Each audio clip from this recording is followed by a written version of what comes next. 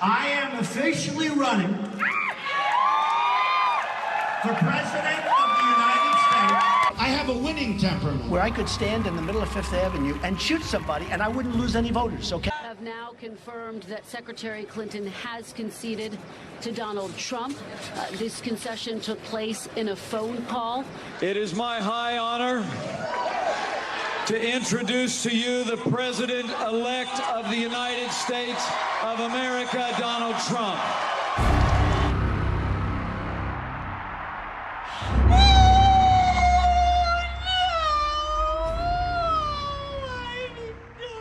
One of those voters who decided it was a good time to cast a protest vote is happy when that psycho gets us all killed.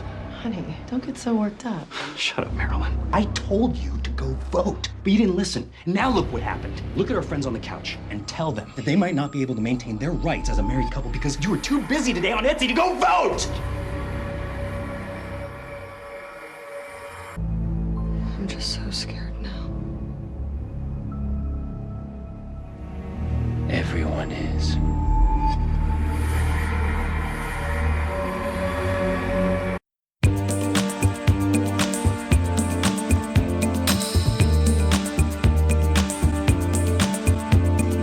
This is not America.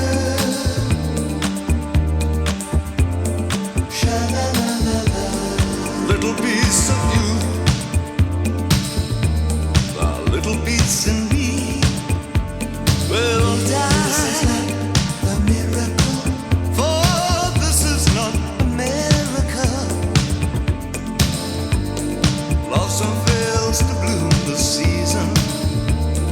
Promise not to stay too long. This is not America, for this is not the miracle.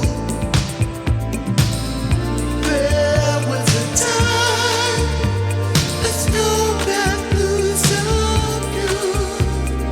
For this could be the biggest sky, and I could have the faintest idea.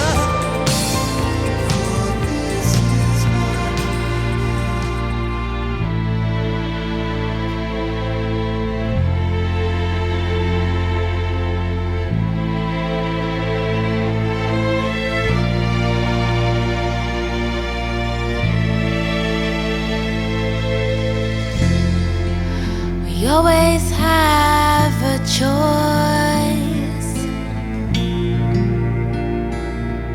or at least I think we do. We can always use our voice. I thought this to be true. We can live in fear, extend ourselves to love, or we can fall below, or lift ourselves above. Fear can stop you loving. Love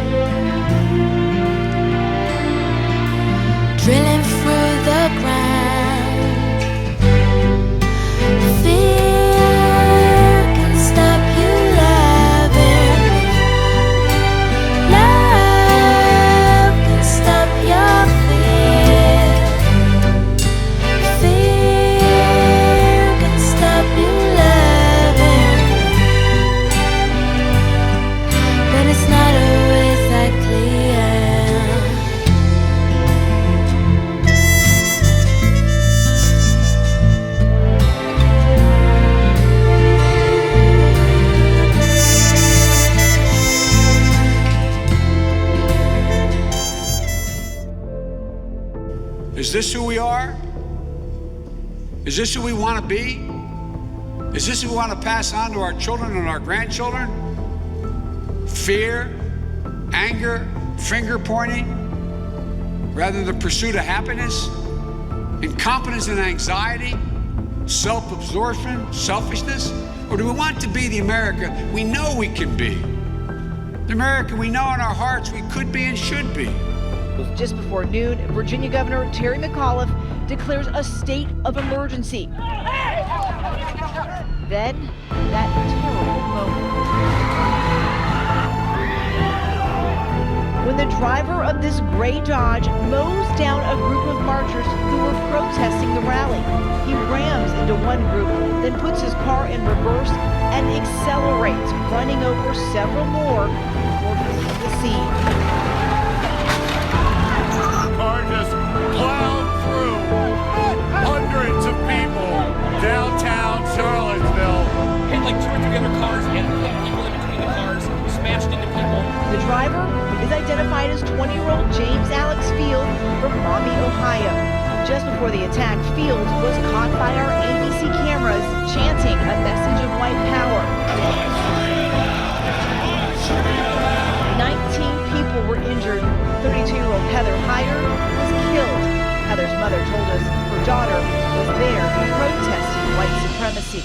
I'm extremely proud that she stood for what she believed in. She gave soul to it, and now she's given her life to it. Fields' mother, who learned of the incident on camera, Did it hurt anybody? says she knew her son was driving the 8 hours from Ohio to Virginia for a rally, but didn't know what for. I didn't know it was white supremacists. I thought it had something to do with Trump. As the horrific scenes of hatred and violence played out on Saturday, the first White House response came not from the president, but from the First Lady, who tweeted, "Our country encourages freedom of speech, but let's communicate without hate in our hearts. No good comes from violence. Hashtag Charlottesville." But when the president finally spoke, he seemed to blame both the white nationalists and the counter-protesters. We condemn in the strongest possible terms this egregious display of hatred, bigotry, and violence on many sides. On many sides. When the president failed to condemn neo-Nazis and white supremacists by name originally, the white supremacist felt as if he had given them a pass. His response drawing criticism even from members of his own party. Republican Senator Cory Gardner tweeted, "Mr. President, we must call evil by its name. These were white supremacists, and this was domestic terrorism." Reporters pushing the president even further. Mr. President, do you want the support of these white nationalist groups who say they support you, Mr. President? Have you denounced them strongly enough? It wasn't until today, 2 days later, that the president finally called the hate groups out by name. The average American should be distressed that it took so long for the President of the United States to condemn the Ku Klux Klan and neo-Nazis after demonstrations which resulted in death in Charlottesville, Virginia. Is this who we are? Is this who we want to be?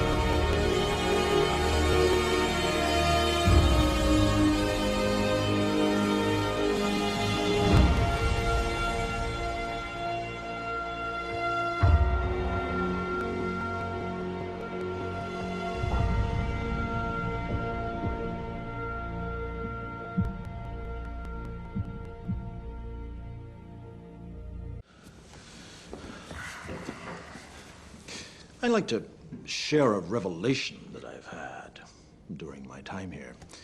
It came to me when I tried to classify your species. I realized that you're not actually mammals. Every mammal on this planet instinctively develops a natural equilibrium with the surrounding environment, but you humans do not. You move to an area and you multiply and multiply until every natural resource is consumed. And the only way you can survive is to spread to another area.